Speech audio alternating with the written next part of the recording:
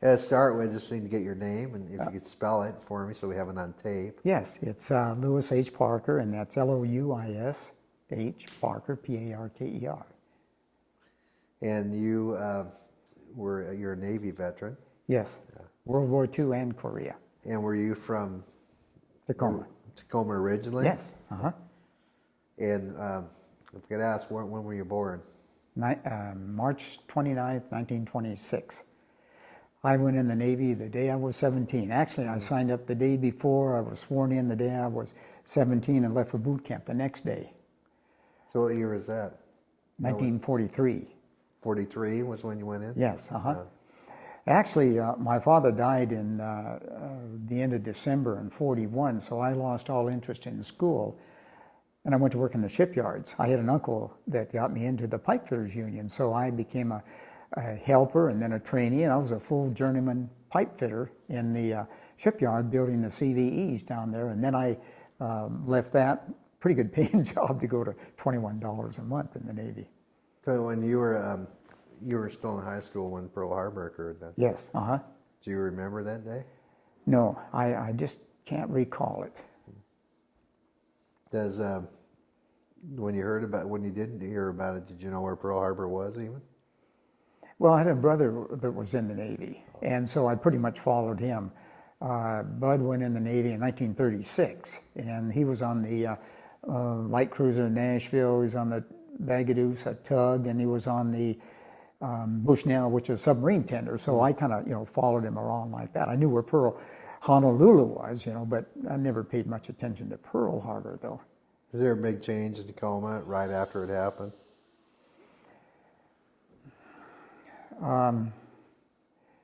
I can't recall that it did. I went to work in the shipyards in March of 42. So it was right after the war. We started building the baby flat tops down there, the CVE, and my uncle was in the union, and so he got me in. I'm surprised, too, at only 15. But at that time, though, they were looking for anybody. And it was a great job, though. I really liked it. The money was good, and it was an exciting job. So you were a ship fitter? A pipe fitter. Pipe fitter? And I wound up installing the saltwater evaporators in the engine rooms on all the CVEs. And so that was kind of light work, you weren't handling the big pipe. Like when I first went in there, I was out on the ways, and those are rather big pipes, and they put me on the pipe bending machine, and so I finally wound up on the saltwater evaporators, and those were more small tubing, So it was a fun job. Did being 15 and working in the shipyard, you must have been pulling down pretty good money for a 15-year-old. Oh, you bet. And I can't remember what our salary was at that time. It was a couple of $100 a month, I think, and I could work all the overtime that I wanted. But we built some AOGs. Those are the small gasoline tankers. And then we built a couple of troop transports, but I worked mostly on the CVEs, though.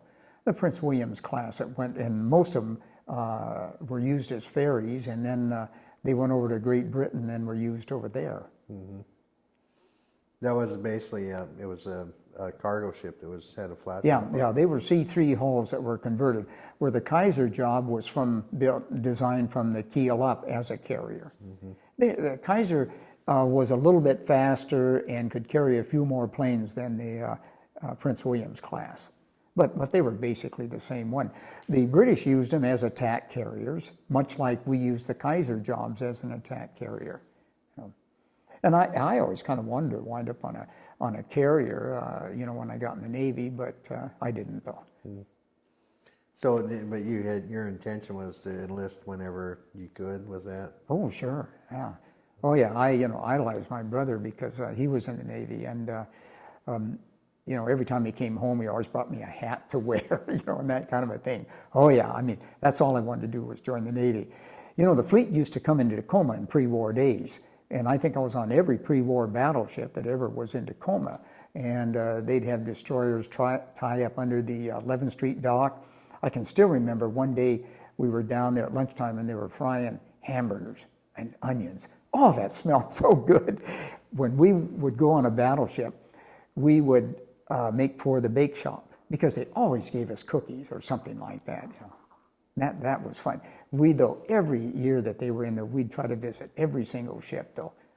And you could normally do it then, too. People used to line up for blocks to go out and visit the ships. But, you know, at that time, it was an adventure.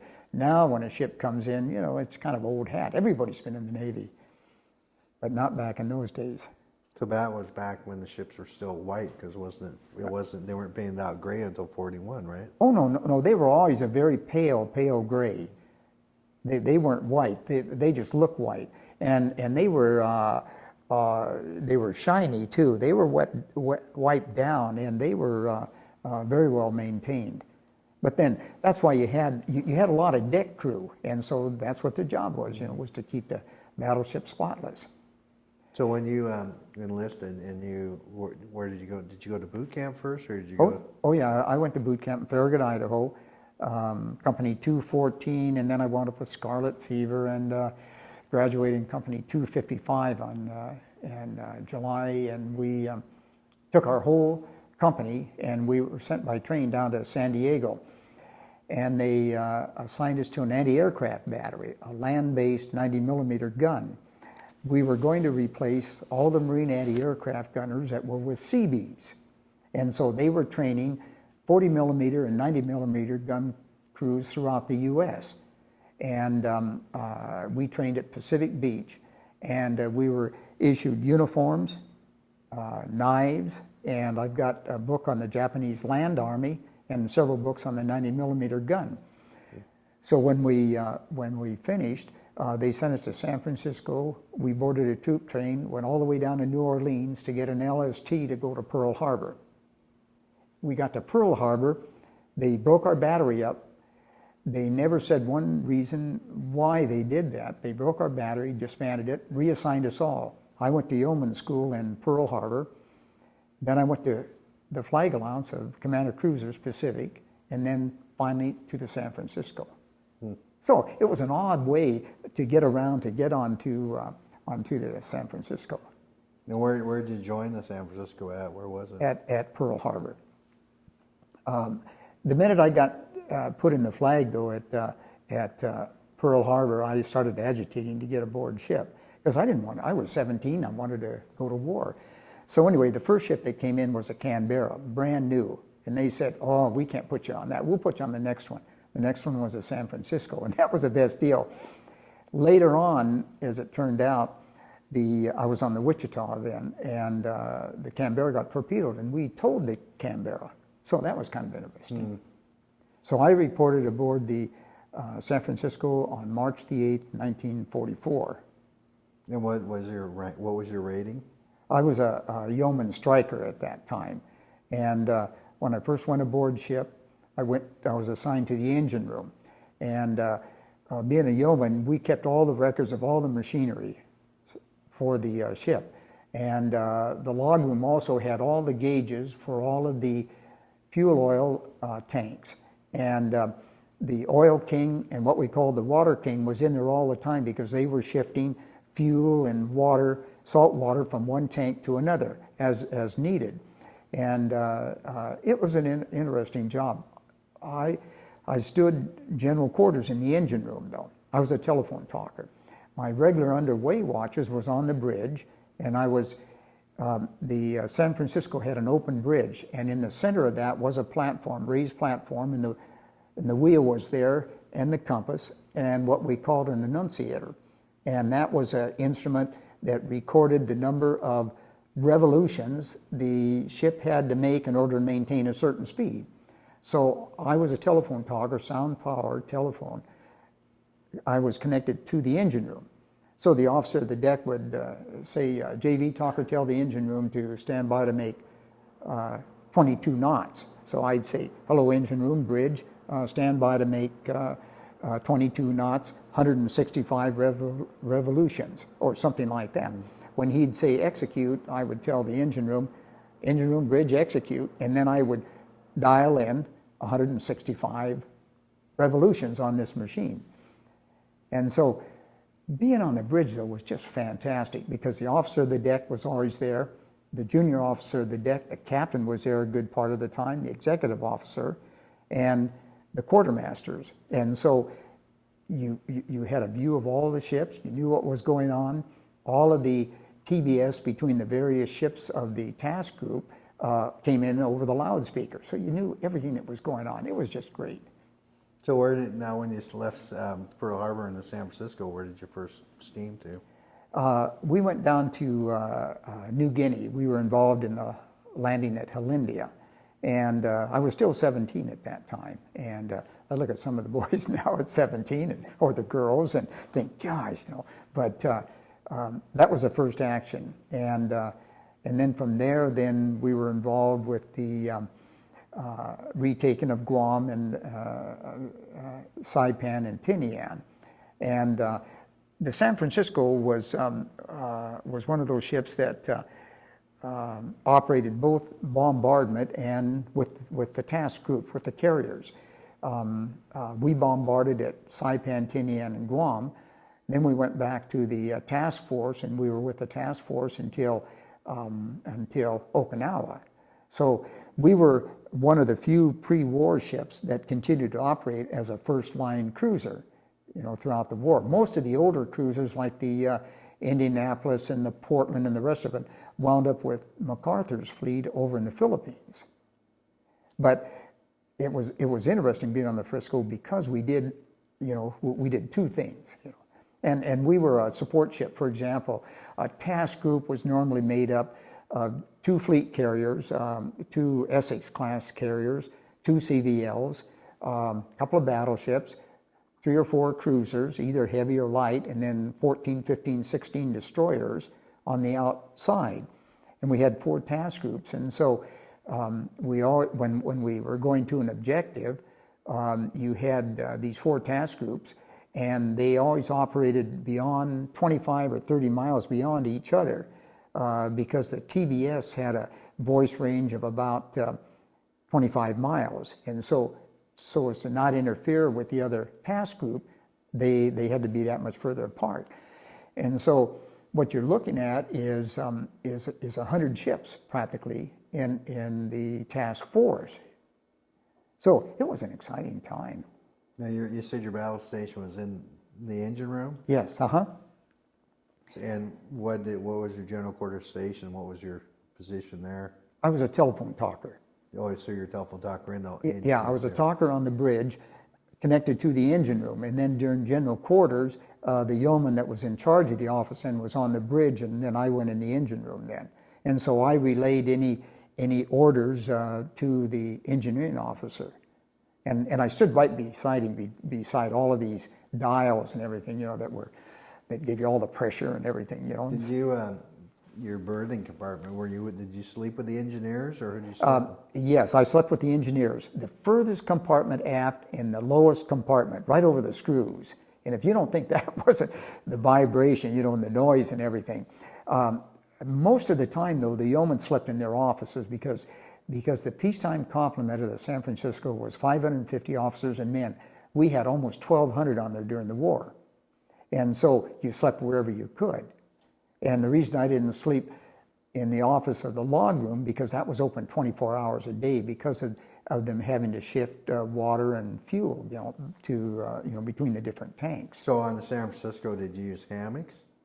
Did I what? Did you use hammocks to sleep in, or Oh, no. you had bunks? We were issued hammocks, and the last thing that I remember about my hammock was when I dumped it on the San Francisco. I never saw it again. No, we were still issued hammocks in 43.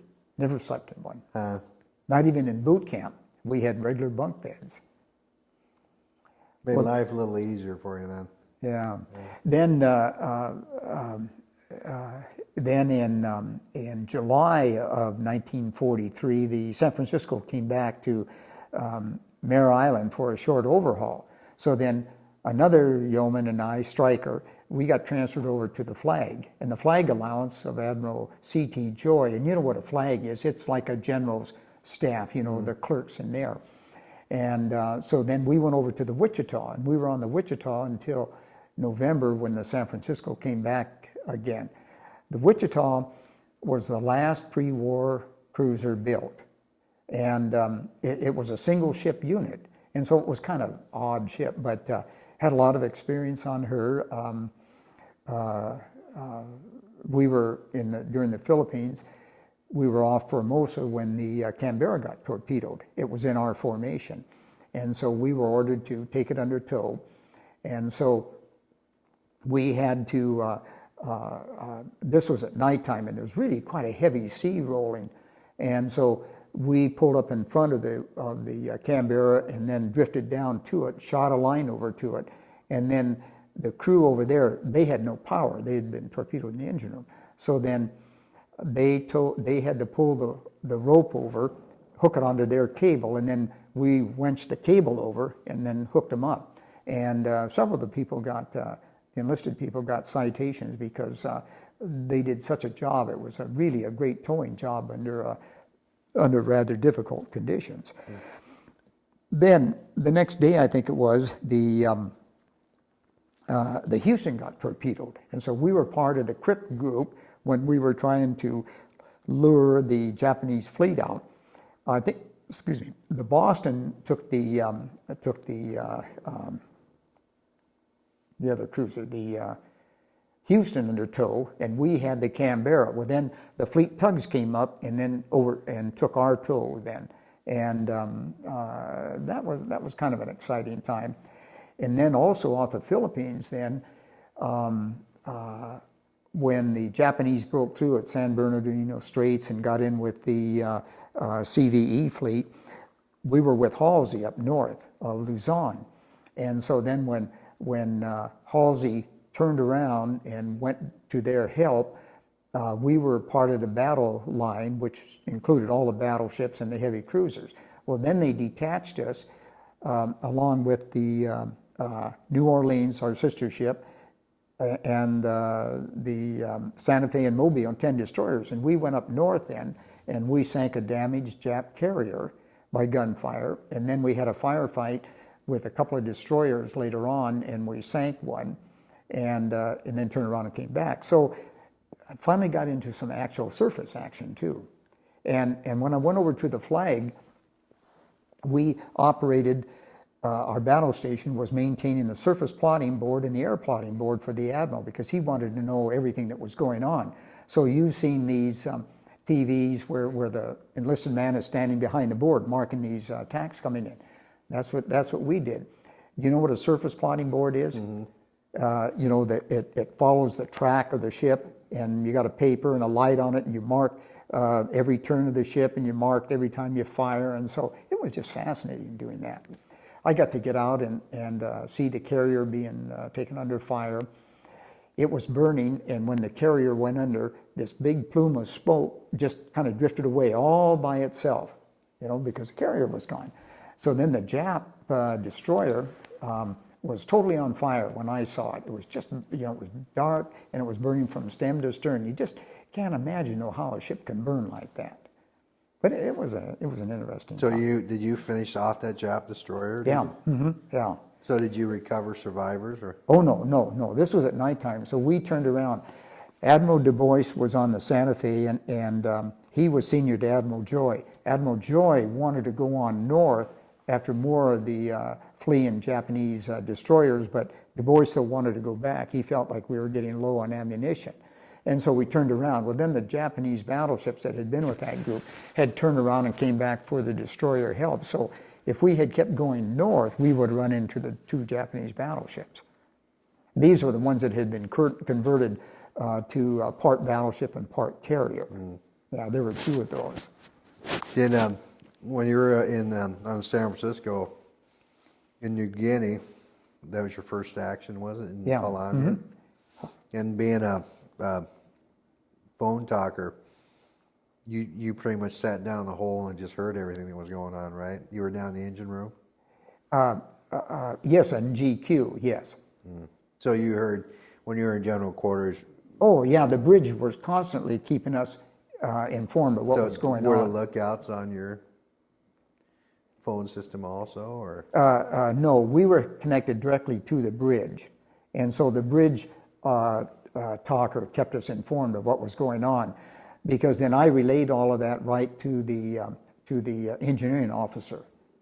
And were you doing support for the gunfire support for the?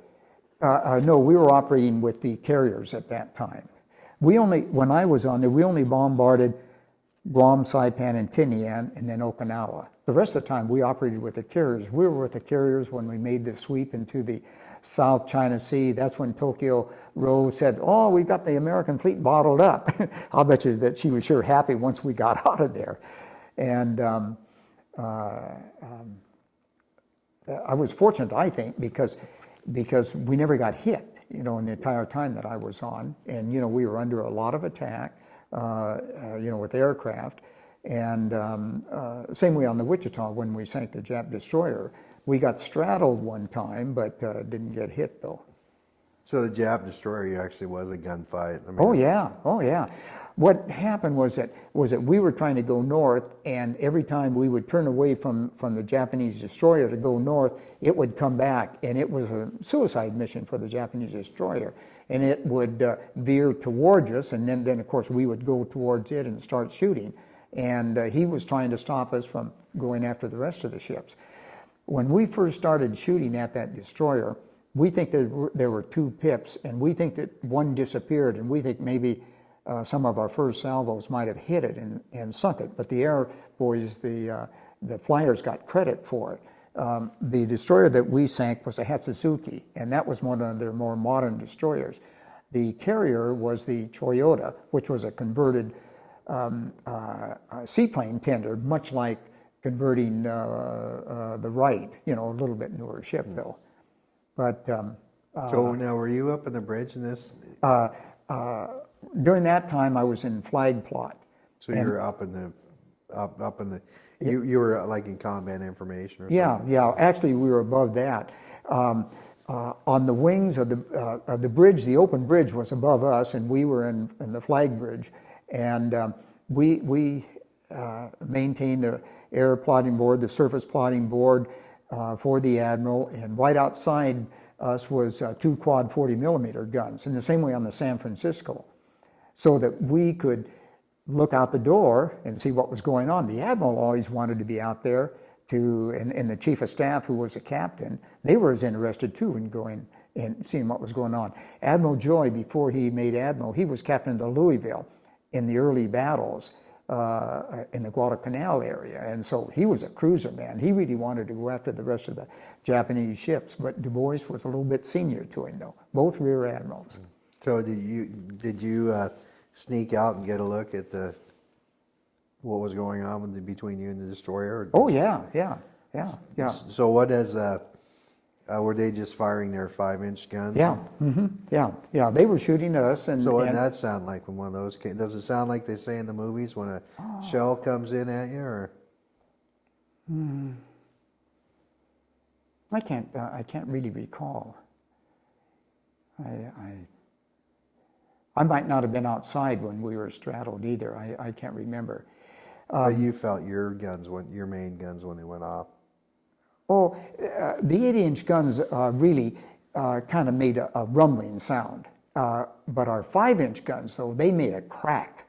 And on the San Francisco, our flag office was right under one of the 5-inch mounts. And every time that thing fired, it was just crack, and dust and paint would flicker down, from the ceiling. I never minded the 8-inch guns, and I've been on the bridge on call fire when we've been bombarding the islands, and I never bothered the 8-inch guns. Fire never bothered me at all. And then you were right next to quad 40mm? Yeah. We had 2 quads, one on each side of the bridge, on the San Francisco and the Wichita both then. And they were anti-aircraft, were they? Yeah.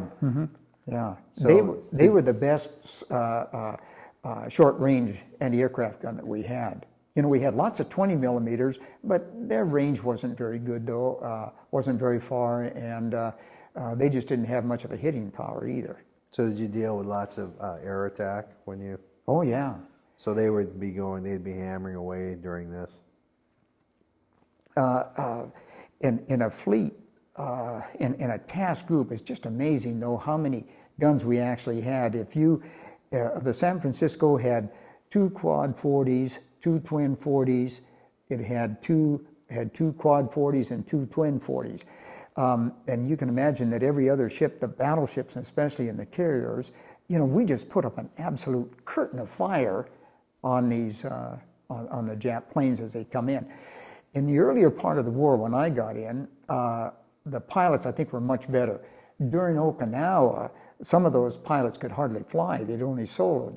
And so they'd come down in waves towards Okinawa, and they would see a picket ship, and 10 of them would dive down where they should have flown on down to try to pick off the ammunition ships, the oilers, the troop ships, and everything else. But they weren't very good pilots, and you could certainly tell, though, the better pilots when you were shooting at them, the way that the plane was reacting. And in our task group one time, the Enterprise got hit, and boy, that plane just came whack on the deck. I mean, there was no hesitation. The Belle of Wood got hit, but the plane came down, and I guess he misjudged it, made a little loop, and then came down on the deck. But his bomb didn't go through because he didn't hit hard enough. But up at Okinawa, though, some of those pilots were just so poor that they didn't know what they were doing. I think I got more hours solo than what a lot of those pilots had. So you never had a kamikaze strike on the San Francisco, huh? We had some close ones, though. We were at a modified GQ one day, and I was on the Frisco looking aft. I was outside the door, and this quad 40 was right here. And we were overcast, there were some clouds and everything, and there's an IFF, and I don't know how it works, but that's a friendly message, I guess a radio signal that came into the fleet. This Japanese broke out of the clouds right over us. And this quad 40, the fire control director must have seen it the minute it came out of the clouds. This quad 40 went straight up and shot the plane in half. Bomb and fuselage went on one side, the tail on the other side. Another time, a Jap was coming in on our port quarter, and we were shooting at it with a 5-inch and the 40s and the 20s, and then all of a sudden you could just see a whole stream of 40s go over the cowling. It probably took off his head, and then the plane came all the ways and then did a flip and blew up.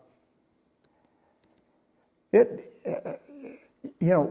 were over in Caramaretto one time. That's where you could re-oil and take on ammunition up at Okinawa. And we started taking on ammunition, and attack came down, and we shot more ammunition getting out of there than what we had taken on. But that, is what happens.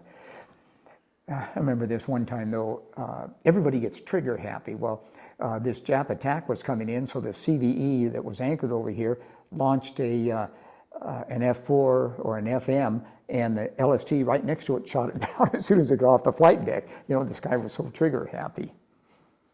Did the now when this fleet was moving forward like this, and you said there was a place you could get ammunition and oil, did you enter? Was there just ammunition and oil ships waiting for you, or were there port facilities, or? Oh no, they were anchored. You had to tie up alongside of them, and they would transfer the ammunition right out of the holes of the other ship. Ordinarily, we would operate out of Mattis or Ulithi. We'd go on a strike that would maybe take 3 weeks, and then we'd come back and re-ammo and get supplies and everything. Excuse me, the tankers would meet us. If we were going on a strike, the tanker group would come out. We would take on fuel from a tanker. We'd have a destroyer alongside of us that we would be refueling. There'd be a cruiser on the other side of the tanker, and he'd be refueling a destroyer over there. And then the same way with the carriers, they'd run up alongside of a tanker and they'd be feeding another destroyer on the other side. It was quicker doing it that way than to have the individual destroyers run up to the tanker. Once you got connected, because it took a long time to get up with the tanker and get the hoses all connected. But when you came back into port, like into Ulithi, they had repair ships. They had destroyer tenders. They had repair ships. They had all the supply ships and everything. So they could take care of any immediate repairs that had to be done. But we were so flush with ships that we could send them back to Pearl Harbor and never miss them. There was always another ship to take its place. We wound up with with so many, you know, we stopped building carriers before the war ended because we had so many of them. On the San Francisco, we were down to 3 SOC Scout float planes. We had 5 pilots. We didn't need 5 pilots. You know, we had a surplus of pilots. Did the Ulithi, was it when you were going in the Ulithi for repairs, and that was a secured rear area, was it? Yeah. Was there anything on Ulithi? Was it like, could you go on shore and? No, yes, we had Mogmog Island down there. That was a famous recreational island. And you could go in there and they'd give you 2 beers or 2 Cokes and you could swim and play baseball and everything. But they were all repair ships. They had no dockage or anything like that. You had to go back to Pearl Harbor for that. And whenever you did that, Pearl Harbor normally would update radar, and then the major repairs, though, if you're going to do anything, you'd be sent back to Mare Island or Bremerton to the West Coast ports. So Mogmog Island, was that any type of relaxation? Well, no. You'd go there and swim. It had a nice beach. The reef was probably out maybe a couple of 100 yards, and the water between the end of the beach and the reef out there would be maybe 2 feet to 8 feet deep, you know. And so you could go swimming through the coral, and the fish would come up to you and then flip away. And you know, guys would play baseball and get drunk. It was just amazing, though, how much beer they could get hold of, you know. But it was kind of fun, though. But it was always nice to get back to the ship because you could take a shower. You know, you had, you know, the ship was clean, and it didn't have air conditioning, but it had blowers and everything. So it was a lot hotter on the ship back then. Pardon me? A lot hotter on the ship back then. Oh yeah, yeah. The engine room, when we would go to GQ, they would shut off the blowers. And you know, they sucked outside air into the engine room. So when we started shooting anti-aircraft or anything else, they would shut off the blowers because they didn't want to suck smoke down into the engine room. So then the temperature really went high, and but you learn to use it. You just got used to it. We went to GQ one night. We were in GQ all the next day and the next night and the next morning before we came out of general quarters. Well, I would get relieved on the telephone and lay down on the steel grating and go to sleep. You know, use my hat for a pillow. And they would open, the armor deck was about 4 inches thick, I think, on the Frisco. They'd open the armor deck and pass down food and then close it again. But at that time, it just didn't seem like it was a big deal. You know, now I don't know whether I could take it or not, but I didn't really like being in the engine room. I wanted to be up topside and seeing what was going on. So when you went to General's quarters and you heard your General Quarters alarm go off, now you were in the Pacific for how long? A couple of years. So after a couple of years of whenever you hear that sound, if you're watching a movie, say after 45, or out of the corner you're hearing on TV, you heard a General Quarters alarm go off, are you on automatic? This the first thing is like... Oh, no. No, that never bothered me. Never did? Yeah, yeah. I was always an easy one to wake up on watch, too. You know, they would send a messenger down the bridge to wake the relief up. And the messenger a couple of times said, "Wow, I touch you and you're awake." And some of the guys, he has to shake and practically call him out of the bunk in order to get him to get up. But I was always an easy one. GQ would go off, you know, it never bothered me. You know, air defense too. Have you ever heard air defense? When they blow air defense, it starts out where General Quarters goes da-da-da-da-da-da-da-da-da. Air defense just sends a chill up and down your spine because of the high note that it starts out at. That always got everybody going. When I was in the Navy, we didn't have that. We just had an alarm. On where? When I was in the Navy in the 70s, so it was just bong, bong, bong. Yeah, we didn't have, but so you actually had bugle calls. Yeah. We had regular bugle calls, yeah. So you had a Marine bugler, or who was the Marine? No, he was Navy, yeah. We had a Marine detachment, of course, aboard the ship. All the heavy cruisers and cruisers and battleships, and they manned a couple of the 5-inch mounts and a couple of the anti-aircraft guns. So was the bugler, what type of bugle calls? Do you remember any other bugle calls? He used to blow sweepers.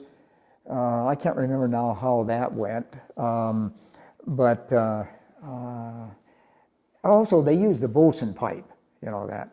My brother was a bosun mate, so I happened to have 2 of his pipes. That's a real talent. Oh, yeah. Did you ever, of course, in your position not being a bosun, you never had to learn how to use a bosun's pipe? No. So I suppose your brother was pretty versed at it. He had been on tugboat. He'd been on the Bagaduce, an old World War I tugboat. And when he made coxswain, he went to the Nashville. He just hated all the rules and regulation.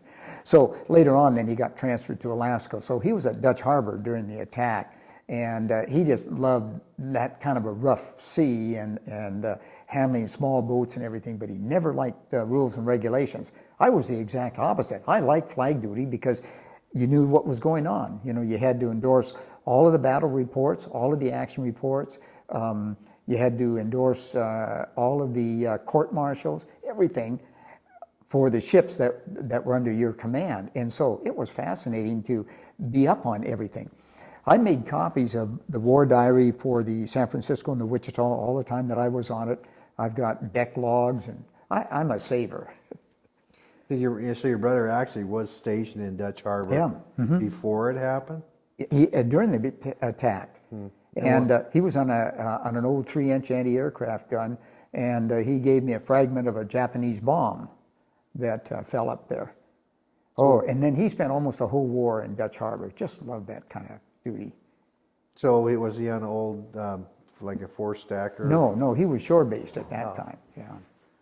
So did they expect that the Japanese would do that? Well, the Navy knew that there was going to be an attack, you know, just like they did at Midway. And I think that they were ready for it, from what I remember seeing. A couple of years ago, we took a trip to Alaska, so I went out to Dutch Harbor because I wanted to see what it was like. Some of the buildings, the old concrete buildings, are still there. And when they talk about that one mountain, Ballyhoo or something like that, it's still there. A good friend of mine, Admiral Russell, Jim Russell from Tacoma that died, he had a PBY squadron up there. And I used to go talk to him, and he'd say, see that black spot on that mountain? That's Ensign Brown. See that black spot? That's Lieutenant George. You know, they had so many crashes and lost so many crews because of the bad weather. You know, they'd fly into the mountainside. Yeah, I fished up in Dutch Harbor. Oh, so you know it. Yeah, I mean, it is. You can see remnants of pillboxes and barracks and stuff. Yeah. Have you seen the new hotel up there? The Grand Illusion? No. Right where the Army base was, or the Army barracks, they've got a brand new hotel. We stayed in it. It's just fabulous, you know, huge. It's hard to imagine out in the middle of nowhere. Huh? It's hard to imagine out in the middle of nowhere. Yeah. Yeah. So in the back to the Pacific in the San Francisco, you went from there to Wichita. And then back to the San Francisco when the Wichita came, when the San Francisco came back out in November, we transferred the flag back from the Wichita to the San Francisco. The San Francisco was the only one of the 7 cruisers of the New Orleans San Francisco class that was a flagship. It wasn't built as that, but it was modified after it was built, and so the admiral always liked that one. It's like Admiral Lee. He liked the battleship Washington, and so he spent the whole war on the Washington. You know, he could have had one of the new Iowas. Instead, he liked apparently the flag quarters on it. Now the San Francisco, when you went back to it when it came back, were you in a different position? Were you in the same position you were in the Wichita on that, or did? Yeah. The whole flag moved back. So you were still up in combat and. Yeah. Admiral Joy then just moved his flag from the Wichita to the San Francisco. We never operated as a cruiser unit like they did in pre-war days. Pre-war days, You had a cruiser division of 4 of the New Orleans class, plus the other 3, and then plus the Wichita, so that you had 8 ships, 2 divisions. Well, during the war, you never operated that way. The Tuscaloosa was over in the Atlantic. The Minneapolis was down with General MacArthur. So the New Orleans and the Wichita and the San Francisco tended to operate together then. When the Tuscaloosa came over, then it tended to be under us. But like in pre-war days, the scouting ships were the heavy cruisers because they could outfight anything that they couldn't outrun, you know. And so the light cruisers were kept into the battleships. They were to take care of the destroyer attacks. But that all changed, though, you know, during World War II. The old concepts were thrown out. Aircraft, you know, came into being. Did the slipped my mind. Well, after we went back to the San Francisco, then we went through the typhoon, you know, in 1944, when we lost the Monahan, Hull, and Spence, and that was certainly an exciting time, and you know, thinking back on it, I was never afraid during that typhoon. You know, the typhoon, the winds were so terrific. The ship would roll and then just hang there, and then maybe come straight up again, and then roll again. And we lost the Monahan, Hull, and Spence. Well, we were trying to refuel, and whichever way Admiral Halsey directed the Third Fleet, it seemed like the hurricane followed us, or else we followed it. And the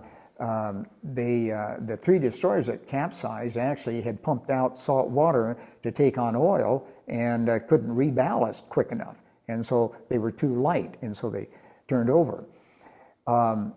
In the tanker group that was with us, one of the CVEs that were with the tanker group lost all power, and it went down through our formation, and it would drop down into a trough, and we'd lose it on radar. And then pretty soon the thing would come up, and it just went, you know, everybody had radar, and so, you know, we could track it.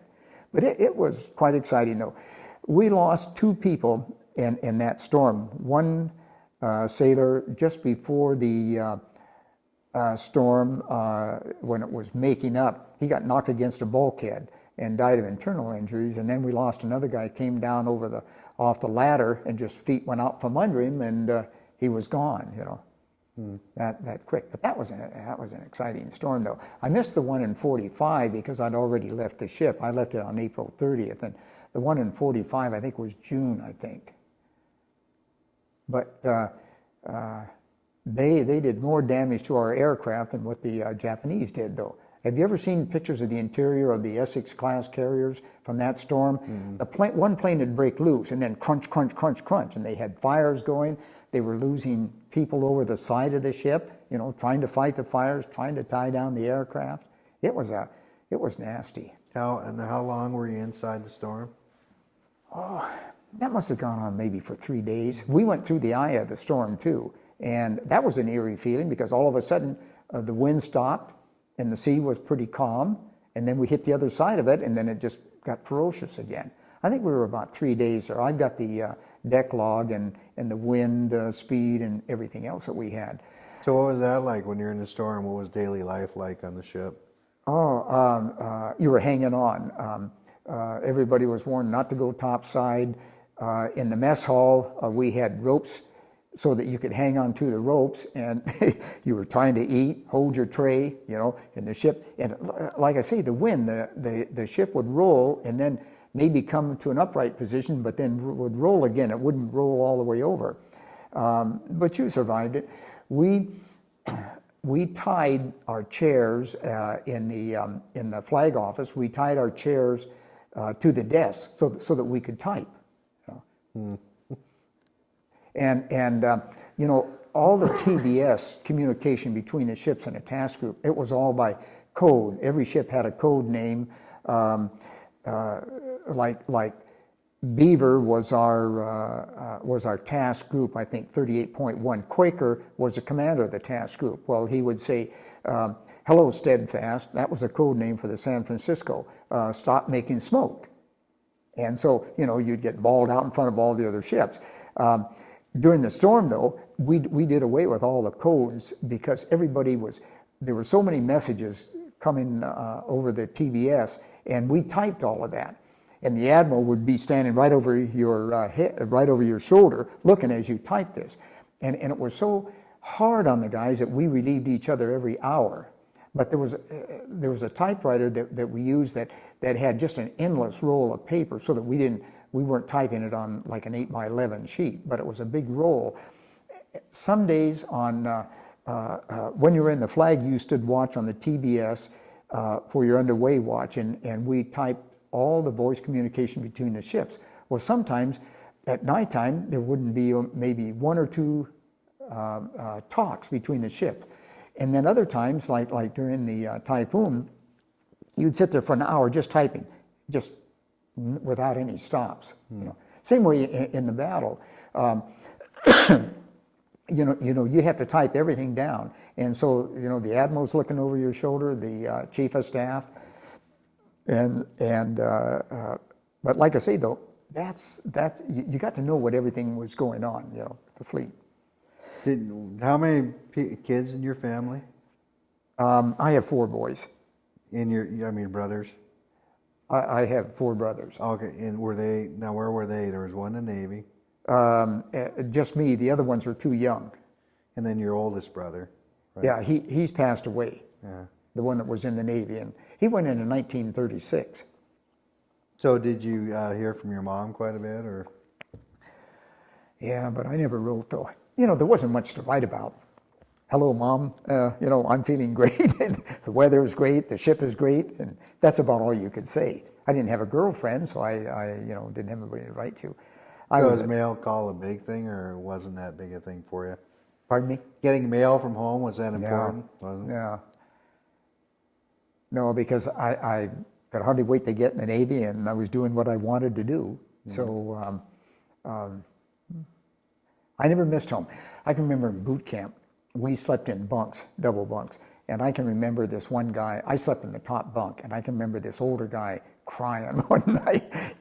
He had so missed, I guess, home, that he was bawling. Oh, I felt sorry for him, because it was a big excitement for me, be away from home.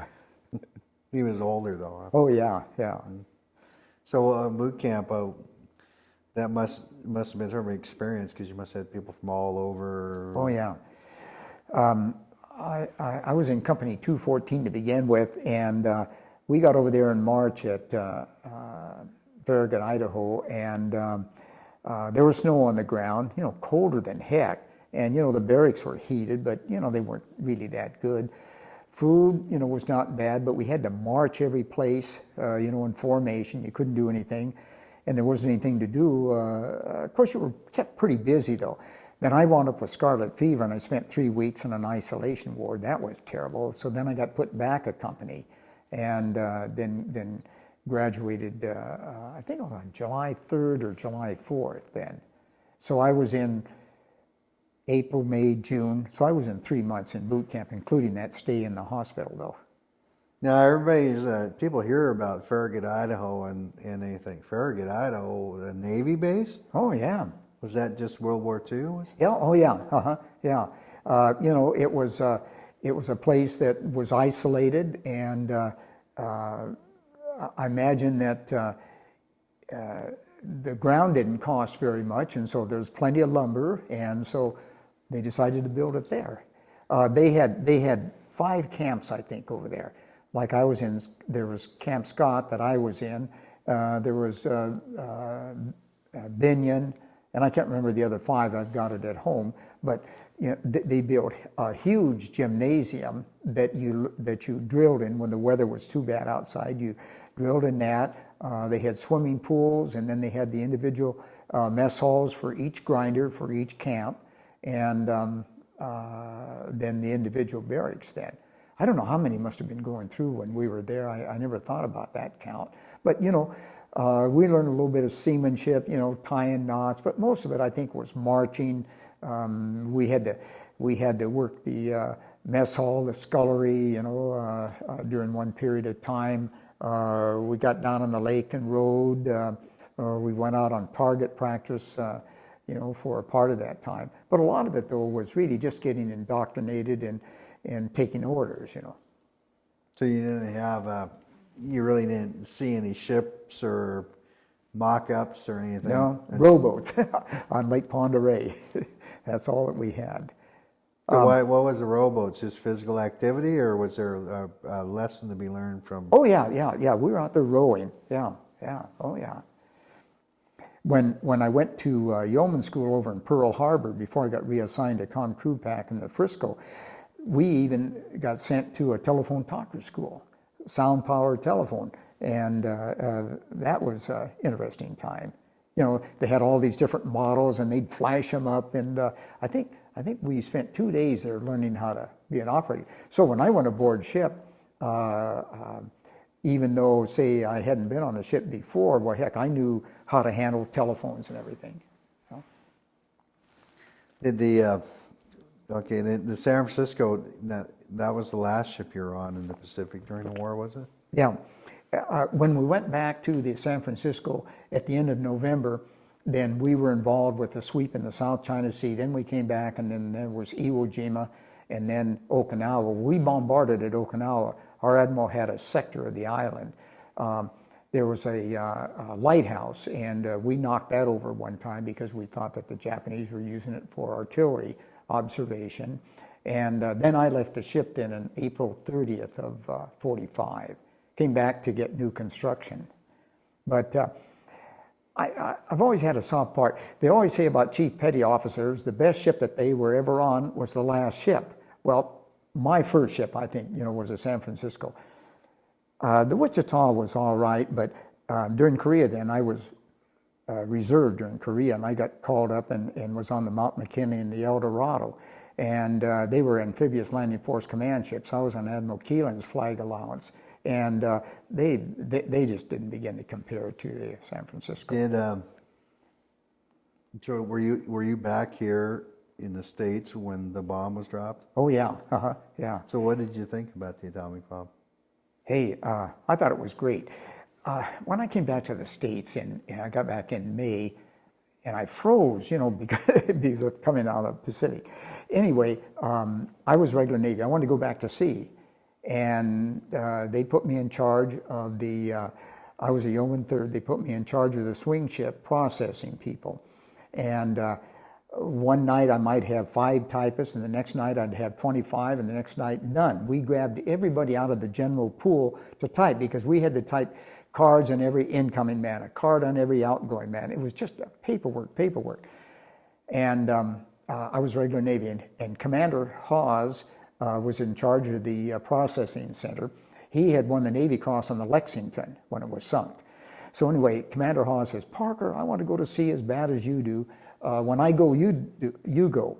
Well, I spent the last 18 months at Bremerton. Hated the Navy because, I was 19 when I got back, and I wanted to go to sea. So that just killed me on staying in the Navy.